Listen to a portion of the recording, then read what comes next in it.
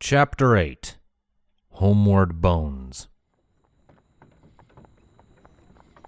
The jostle of Applejack's trailer threatened to pull Twilight's eyes away from her tome as she read, but she wouldn't dare let it succeed. She had spent the last 4 moons pouring into the contents of the scrolls and tomes she and Solaire had borrowed from the Solar Archives, and her only regret was that she couldn't read them any faster. Combat magic was more complex than she realized. Spells and counterspells, charms and hexes. There was even a wholly different brand of healing spells under this branch of magic to mend magically caused wounds. However, a small, content smile never left her as her hooves turned the pages, and it sparked a warmth within the warrior sitting across a small table in the middle of the trailer's single room. Twilight's thirst for knowledge rivaled the ambitions of the scholars of Vinheim. Truthfully, sorceries always went over his head. There were few mages among the nobles of Astora, and he found very little meaning in their strange texts. Still, as the delighted glow of her smile seemed to grow with each passing tome, he regretted that he had not picked up a single sorcery scroll during his pilgrimage to share with her. The teachings of the Dragon School were said to be of the highest tier, yet somehow, Solaire knew that ambitious Twilight would rise and master them with ne'er even a challenge. It was a shame she might never have the chance, though. He'd heard that their coronations were something to behold. They were making excellent time, much to Twilight's surprise. Hiding in Applejack's trailer allowed them to take the main roads to Manhattan without fear of being spotted by the Royal Guard, which inherently shortened their trip by a full moon. Twilight's only regret was that Applejack was the only one capable of pulling the trailer, and she had been with breaks few and far between for the last 4 moons. Twilight made sure to always thank her whenever she had the chance, rather profusely. The salesmare would notice, but Applejack would hear none of it. From the stories she had heard, many of which were apparently true, these warriors of sunlight deserved their rest, and she was more than willing to oblige. The cabin shook heavily, signaling that they had gone off-road. Solaire and Twilight knew their cue, and the latter allowed herself 2 more lines before closing her book. Solaire stood, albeit at a low crouch, and shuffled towards the saddlebags piled in the back. The trailer was clearly designed to house a single pony, much less 2 and a man of his height, but he was grateful for the accommodations they were given nonetheless.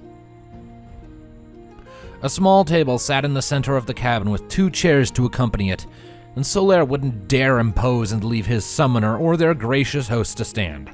There was a small nook in the corner next to the drawers and closet that lined one of the walls. The loft above him boasted the single bed of the cabin, and nothing gracious Applejack could say would convince either of the warriors to steal it from her. They had grown used to sleeping under the stars in the eternally frigid night, and were simply thankful to have a roof over their heads. A quick knock signaled from the door before it opened, a simple code they had all agreed to ensure it was safe outside. Applejack entered with a warm but weary smile. We're only a few miles from Manhattan, she explained proudly. Although I believe it would behoove us to wait until tomorrow. The Royal Guard established a curfew over the town during the sleeping hours before even I left, and I can hardly imagine they've rescinded it since. Maybe easier to smuggle you indoors without any guards noticing us. Whatever you think is best. Twilight nodded contently. We trust your judgment. Applejack opened her mouth to speak, but she cut herself off when she found Solaire sitting in the corner. She frowned. Solaire, darling, why don't you take this seat? She offered, pulling the last chair from the table. I'm sure it'll be much more comfortable than that harsh wooden floor. And leave you to stand after all you've done for us? He laughed. Nay, I shan't even think of it. Your legs must be exhausted after such a long journey. You're far more deserving of a rest than I, dear Applejack. She couldn't help but blush, and she conceded to sit at the table across from Twilight. So, are you ready to return to Manhattan? Twilight asked, stowing away her book in the saddlebag next to her. Am I ready? Applejack chuckled lightly. Darling, I should be the one asking you that question, not the other way around. After all, I'm not the one attempting to infiltrate one of the most volatile cities in Equestria as the Royal Guard's most wanted. No, but you are helping them, Twilight countered knowingly. Her hooves shuffled anxiously on the tabletop, drawing her eyes as a pit formed in her stomach. And again, I really appreciate all the help you've given us. No, Twilight, Applejack interjected. We've both been through our spiels more times than either of us would prefer to admit. The unicorn blushed through a sheepish smile and rubbed the back of her neck embarrassedly. Besides, I feel it's high time that I return home anyways, she continued.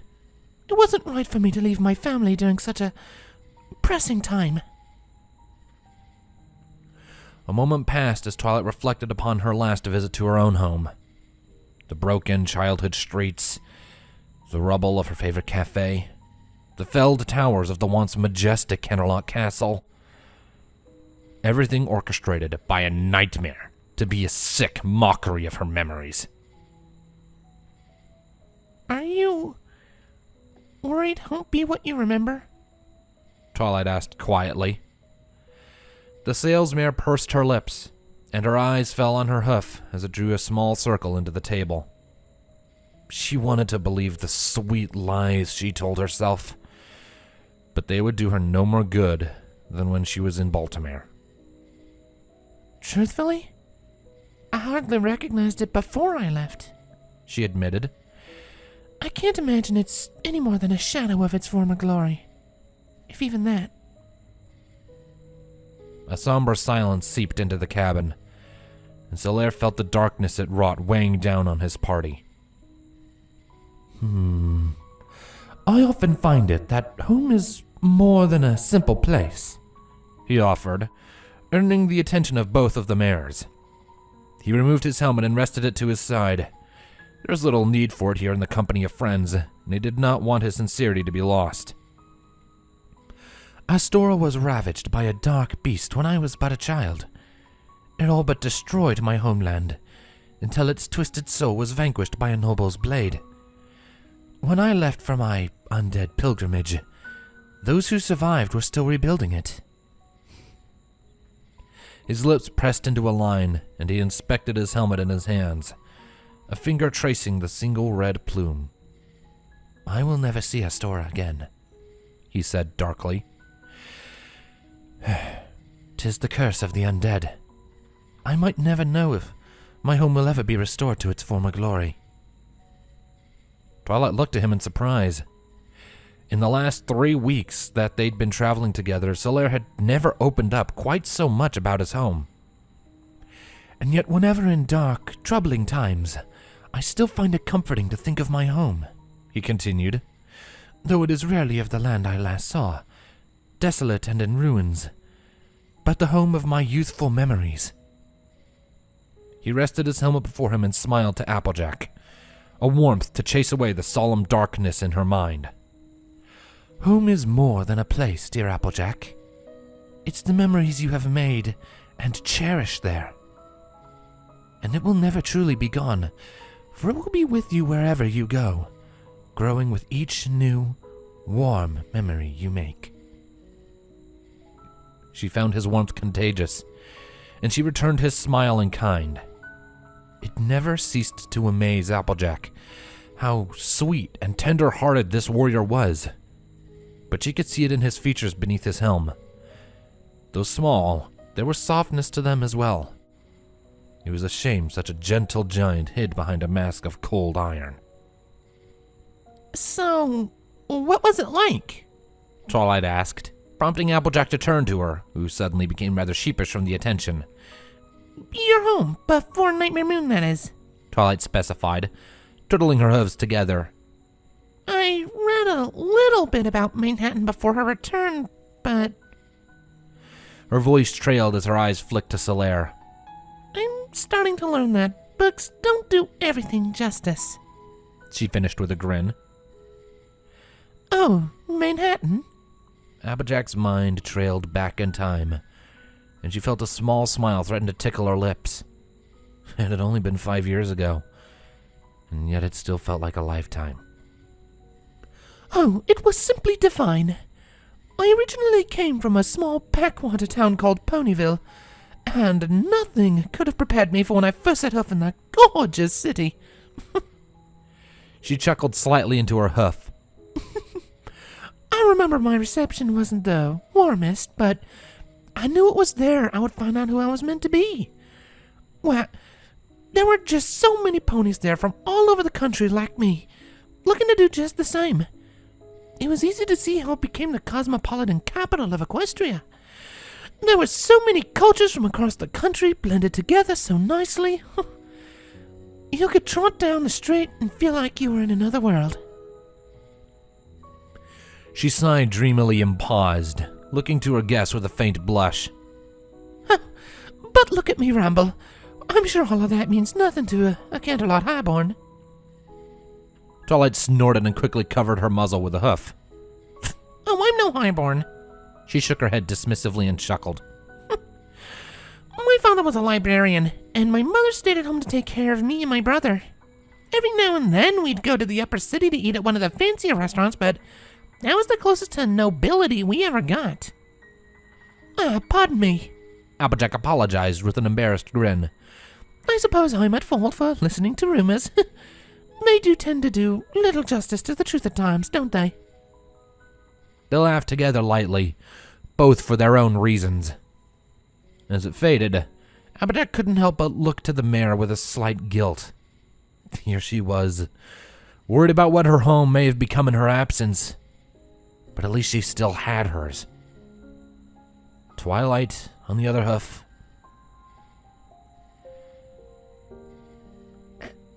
I'm sorry for what happened to your home, She said softly. What Nightmare Moon did to Canterlot. It was a dreadful thing to hear.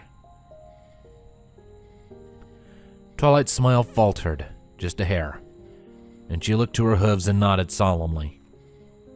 Don't apologize. It wasn't your fault. Besides, She glanced at Solaire and thought of what he said. it doesn't feel like home anymore. No, it really does. But that's what we're fighting for, right? To change that. A lot of ponies lost their homes when Canterlot fell, and we're going to make sure that that never happens again. Once we overthrow Nightmare Moon and bring the true princess back, everything will go back to the way it should be.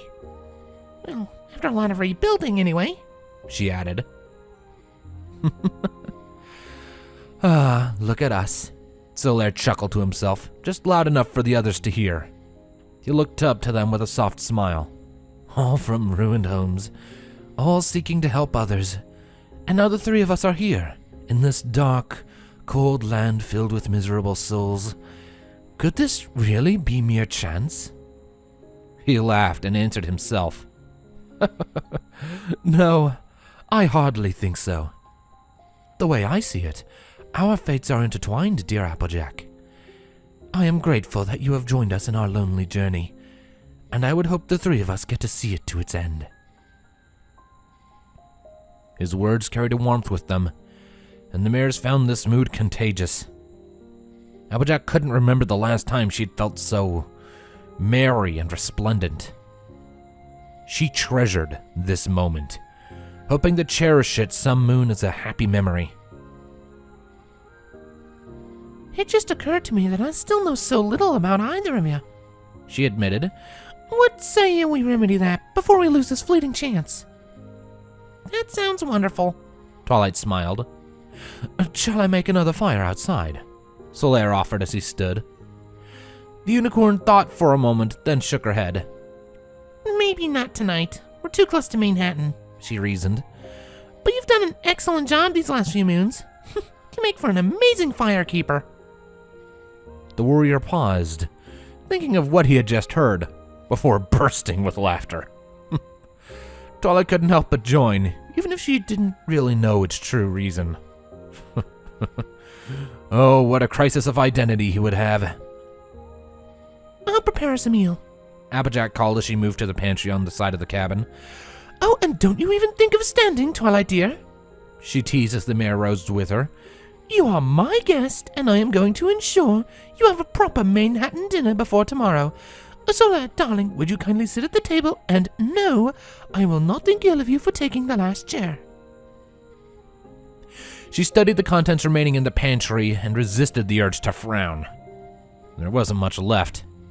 She never intended to treat this many guests for so long, but by the stars, she was not going to let that stop her from serving these wonderful strangers.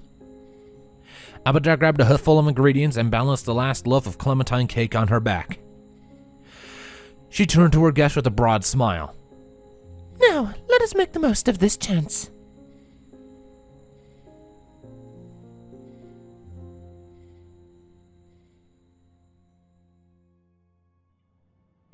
The flying gold glimmered faintly in the light of the mare and the moon. His gold. He wanted it. It taunted him with its blue wings. He grabbed at it with claws and snapped at its colorful tail with teeth, but it always fluttered just out of his reach. He cursed the gold. He wished it would land so he could add it to his hoard. The moon pony told him she would give him whatever he wanted. She said so in his dreams, and his dreams always came true. All he had to do was catch the purple pony and the shiny golem for her. He wondered if the moon pony would let him have the flying gold. It would be fun to play catch with in his cave. Another figure darted across the sky, and his eyes narrowed.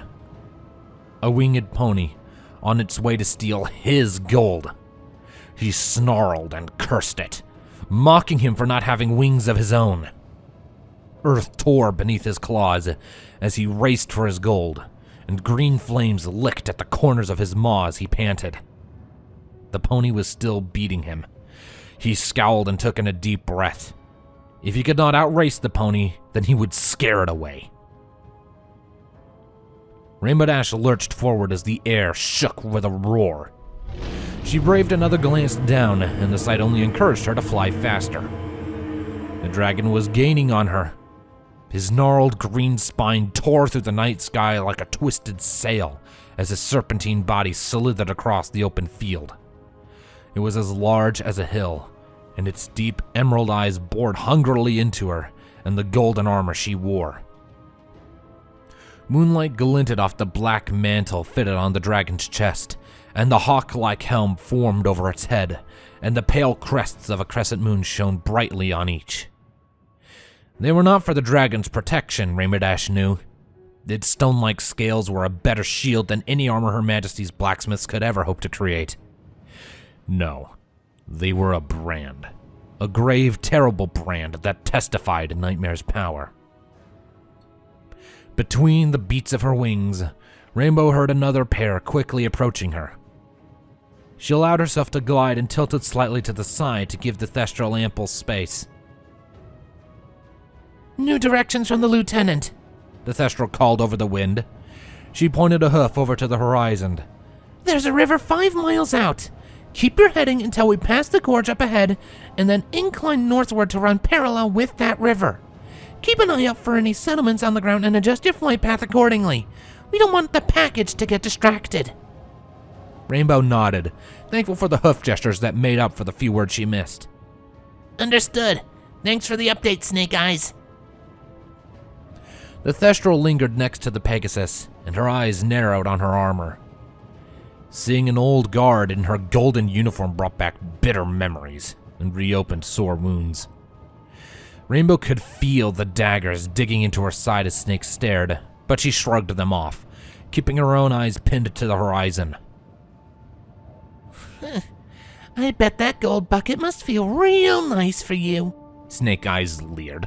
Must feel like an old horseshoe after all this time. Rainbow didn't answer immediately. Truthfully, it wasn't her armor. She knew all of the nicks and scratches Herd had earned, and she wore them as proudly as her medals once upon a time. But she knew what Snake Eyes meant, and she couldn't have disagreed more. This armor was hollow. She felt it when Shining Armor first presented it to her. It was fitted perfectly for a mare of her stature, but even as her body filled it, as the mantle embraced her chest, as the ceremonial horseshoes clung to her hooves, as the gaping helm fell over her mane. She could feel the emptiness gnawing at her. This armor was once a symbol of hope to every pony when the sun set for the last time, entrusted to the old guard and to its remnants after the war. Now that hope was dead, and the armor was nothing more than glorified bait for a mindless beast.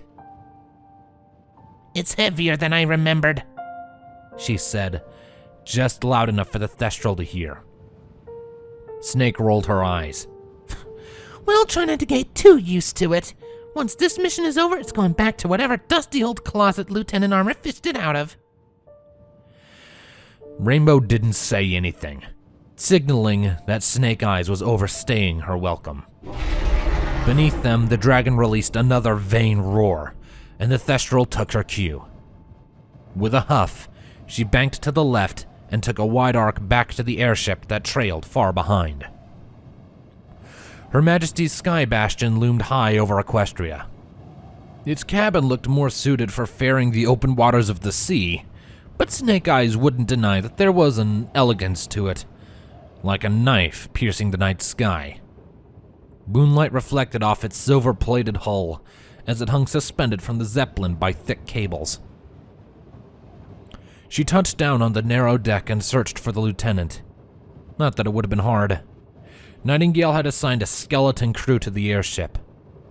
Only a few nameless squires worked the upper deck, and she found Armor towards the stern, speaking with a familiar colleague before the quarterdeck. Message delivered, sir, she reported with a salute. Your shadow boat will adjust to the new course. The lieutenant returned the gesture. Understood. How is she holding up? I'm not sure where you found her, Snake scoffed with a shake of her head. She must have been flying for 2 hours now and hasn't even broken a sweat. She might just be able to carry us to Manhattan by herself. Well, let's hope it doesn't come to that. Archer said on the side. When we face the rebels, we'll want as many hooves as we can spare. An exhausted Rainbow will do more harm than good, especially if she's stuck up here recuperating from the flight. Speaking of which, Snake butted in, and she flashed her old partner a legitimate smile. It's nice to see you back on your hooves. I've heard unicorns and lightning don't normally mix too well. Archer was nearly taken by surprise. He hadn't expected such a warm reception from her. Besides, I need some pony I can reliably swindle out of their pay. She added with a challenging sneer. I've got a deck of cards on me. What do you say? A few rounds of poker to pass the time for old time's sake. I'm sure your wallet's gotten a little heavy from all that medical leave pay. There it was, he thought to himself, and he returned her smug look with a knowing grin. Oh, I'm afraid I'll have to pass this time, he declined. I'm sure you can find some way to pass the time by yourself. What was that one game called again? Solitaire? Snake Eyes huffed and rolled her eyes. Please. Playing solo is never fun in the end. I know I'm going to win anyways. Hollow victory. She spat and waved a dismissive hoof. Her eyes then darted to Armor, and the thought of new prey brought a spark back into her eyes. What about you, Lieutenant? She prodded playfully. Down for a couple games? Gambling between officers and knights is prohibited, Armor reminded her sternly. Technically, you're not supposed to be gambling at all, even with other knights. Gambling? The Thestral gasped in shock. Sir, I would never do such a thing. I prefer to think of it more as friendly wagers in a game of keeps. Winner takes all. She pressed a sly grin, and the lieutenant gave Archer a sideways glance. The mage chuckled softly to himself and shook his head. I think Garrison might need some assistance determining a few breakpoints, Armor offered, his tone hinting that it wasn't a suggestion. Why don't you go to the helm and make sure he doesn't overwork our scout? Her smile died a little, and with a bored, deflated sigh, she turned to ascend the stairs leading to the bridge. The lieutenant waited until she was out of earshot before leading into Archer. You've worked with her for a while, right? He asked. What's she like? Archer hesitated, looking to where his old partner had disappeared. She's a hard one to pin down, he explained. At first, I thought she had simply joined for the money. It's all she seems to care about, whether it comes from her paycheck or her games of keeps. But somewhere beneath that shell, there is a sense of duty. Ancestral pride runs deep in her blood, and she's loyal to the throne, almost to a fault, I might add, off the record, of course. Outside of the occasional gloating of the war, she won't cause any trouble with us old guards, so long as we all serve the same princess. Shining Armor noticed how he left his statement open-ended, and he was quick to quell any doubts in the mage's mind. Good, he nodded. Then there'll be no trouble. Archer took the hint and grimly nodded. So, about what we were talking about earlier. Ah, yes, the giant, he nodded. Well, as I was saying, he is by far the more powerful of the two. He'll be the most difficult to forcibly detain, but I don't think we'll have to resort to that. It earned a questioning look from his superior, and Archer was more than happy to explain. Now, I speak from both reports from reliable witnesses and out of personal experience. This giant seems extremely protective of his companion. If we can manage to separate the two and capture the mare, I'd wager that we would find him much more cooperative with detainment. I see, Armor hummed. Minimal conflict was good. If they could stop this whole ordeal with the capture of one mare, then that was their priority. What can you tell me about the mare? Oh, she's just as determined as her bodyguard, I'm afraid. She won't come quietly either, but she should be far easier to handle, he explained. Although she is familiar with combat magic, albeit only vaguely, mind you. He added, seeing the curiosity peak in Armor. I can only assume she's self-taught.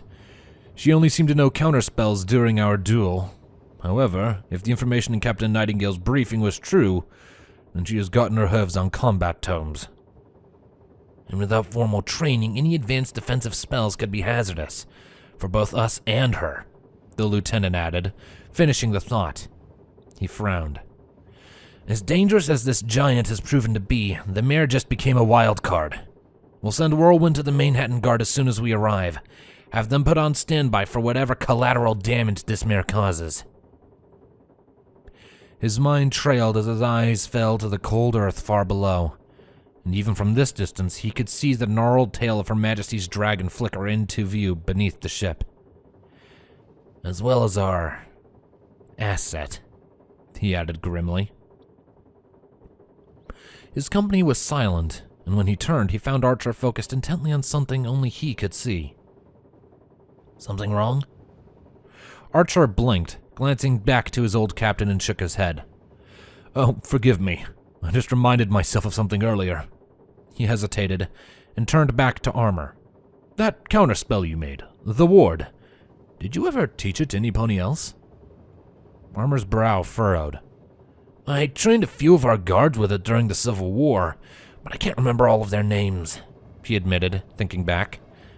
Why? This mare. Archer frowned, looking back to the rolling plains beneath them, as if they would offer answers. I could have sworn I saw her use the exact same. To say Archer had earned his full attention would have been an understatement. It took Shining Armor months to perfect that spell, and even longer to teach it to others. Then few could truly master it due to the focus and power required to summon it properly. Are you sure? He asked slowly, as if not to betray the gravity of his revelation. If this rebel, a stranger, had managed to learn his spell... Is it possible she's another remnant? No. Archer shook his head. I would have recognized her if she was. Any of the old guard would have. Not to mention she was too poorly trained. She had to have been a civilian. A dark thought wormed into the back of Shining Armor's mind. An itch he couldn't quite scratch. It writhed within, and he found he couldn't shake the dreadful unease that accompanied it. I may be mistaken, Archer dismissed. To be honest, most of my memories of that moon are rather hazy, thanks to the incident. You haven't talked about it much since you've come aboard, the lieutenant noted, trying vainly to take his mind away from his squirming echo of a thought.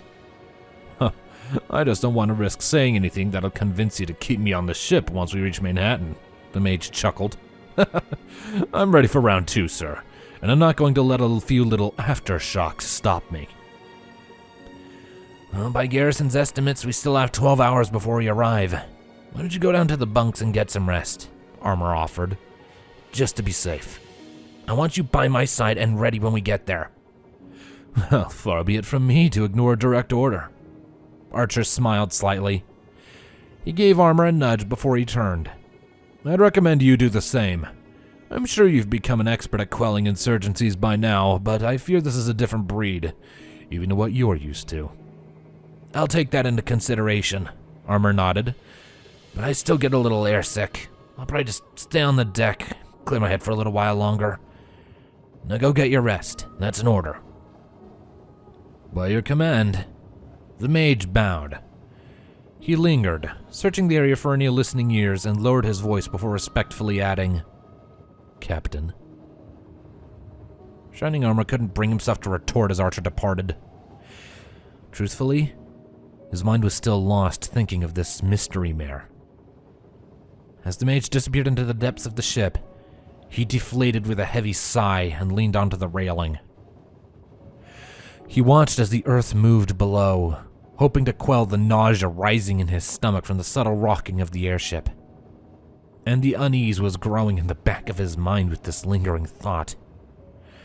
Why did it feel like he was forgetting something? Something horrible? Why did it feel like he was trying to forget? He screwed his eyes shut.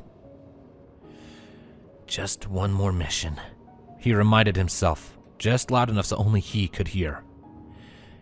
Just one more mission, and it'll all be behind me. All of it. He looked up to the sky, and the mare and the moon, and opened his mouth as if to apologize.